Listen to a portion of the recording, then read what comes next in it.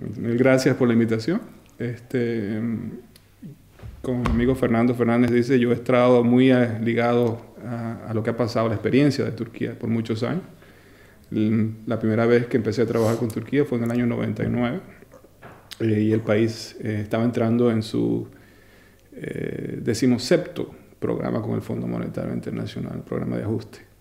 Y he visto el país ir del total desbarajuste, de desastre, a una potencia emergente, económicamente y políticamente. Y creo que lo que ha pasado en los últimos 10 años y cómo ellos han manejado sus reformas y sus políticas puede servir de ejemplo, no solo a países del mismo nivel de ingresos, sino también a otros que están sufriendo con problemas similares.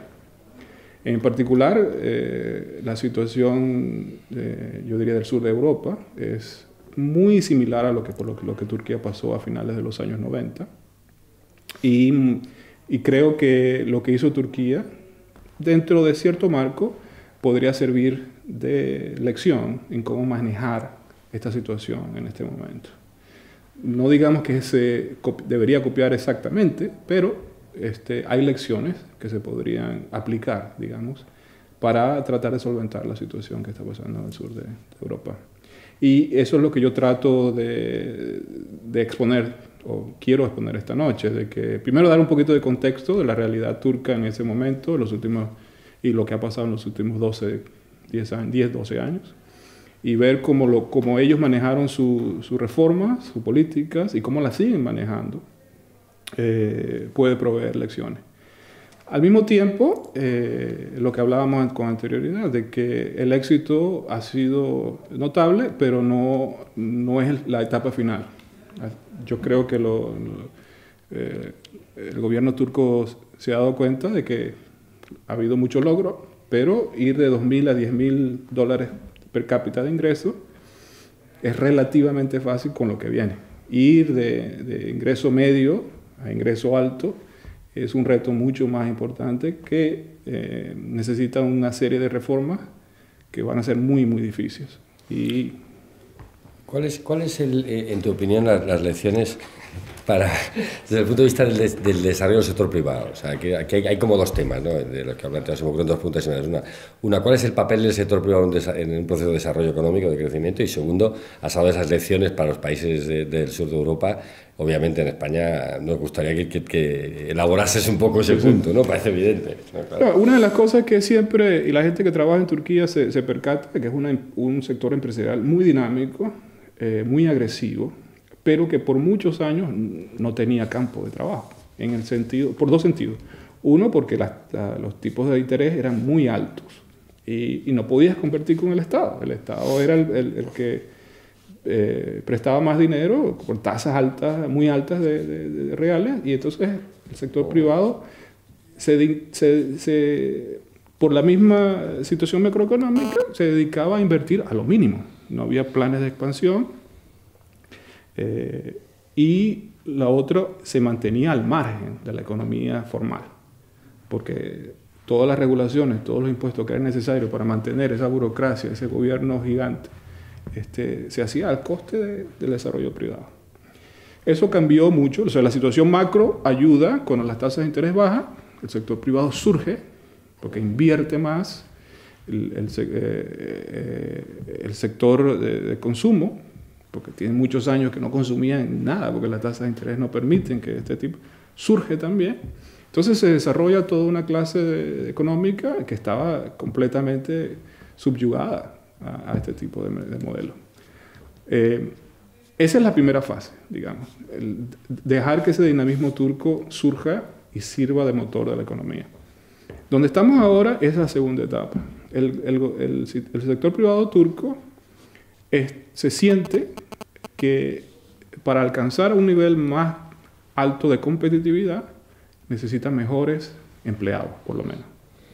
Entonces hay una serie de reformas que están pendientes del sector educativo, donde el sector privado tiene mucho interés, porque sencillamente no puede competir con China por precio, tiene que competir con productividad, tiene que competir con innovación, cosas que con valor agregado mucho más alto y con contenido tecnológico mucho más sofisticado que lo que tenía.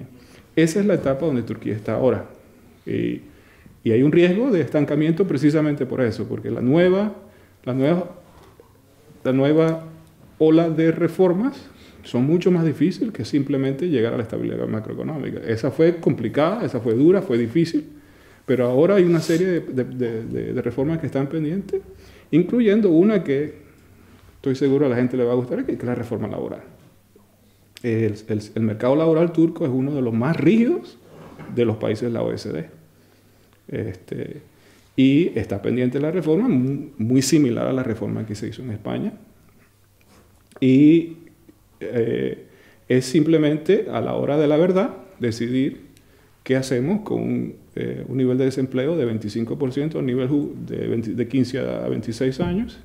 Cuando estás graduando, cuando hay 700.000 jóvenes entran a la fuerza laboral todos los años. Y si no se hace algo al respecto, ahí va a haber una presión social y política para que esta reforma se lleve a cabo. O sea, ¿se lleva ordenadamente o se lleva desordenadamente? Esa es la hora de... ¿Y qué lecciones eran, decías, las lecciones que se pueden aplicar para países periféricos? Bueno, una de las cosas es que lo que yo llamo la austeridad expansionaria, ¿no? Hay un debate muy grande, obviamente, de que si austeridad genera crecimiento o no. Turquía es un ejemplo de que sí, ¿no? Claro, las condiciones son diferentes. Turquía primero hizo las reformas fiscales cuando estaba contra la pared. No tenía más nada que hacer. Bueno, esto es importante. Esto suele pasar.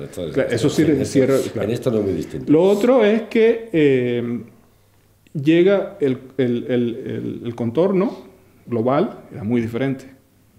El producto, el PIB turco cae en el 2001 10% uno de los trimestres. Pero ya para el tercer trimestre había crecimiento. ¿Por qué? Porque había demanda externa. Entonces la devaluación real que pasó, la reducción en salarios reales porque había un desempleo significativo, lo llevó a establecer una competitividad y surgir a través de exportación. Entonces les abre un espacio para que la gente respire, ¿no? Y siga. Lo otro es que es muy peculiar de la sociedad turca que hay un apoyo todavía familiar, social, que no permite que la sociedad se desbarate por una crisis de esta. Yo decía esta mañana a los estudiantes de que en el 2001 yo estaba el día de la crisis en Turquía y las 2 semanas siguientes, que fue devastador lo que pasó en el mercado, y 6 meses después no había gente en la calle. No había gente pidiendo, no había nada. ¿Por qué? Porque, y eso yo lo entiendo que eso es una cosa muy peculiar de Turquía, que todavía la tiene, por cierto, y creo que es un ejemplo, lo puedes llamar sociedad islámica, todo lo que tú quieras, pero es una red que permite que estas cosas no conlleven a un problema más serio. Entonces, yo creo que primero el esfuerzo que se hizo al principio, sobre todo de consolidación fiscal, es un ejemplo para otros. No por la magnitud, sino por la credibilidad.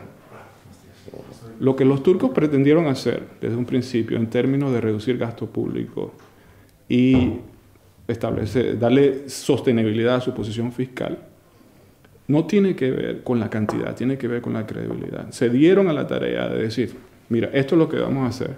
Vamos a llevar el déficit de 12 a 10% el año que viene, a 8%. Y, claro, con el apoyo también de las instituciones internacionales, les permitió a ellos, cada vez que estas metas se cumplían, las tasas de interés empezaban a desplomarse.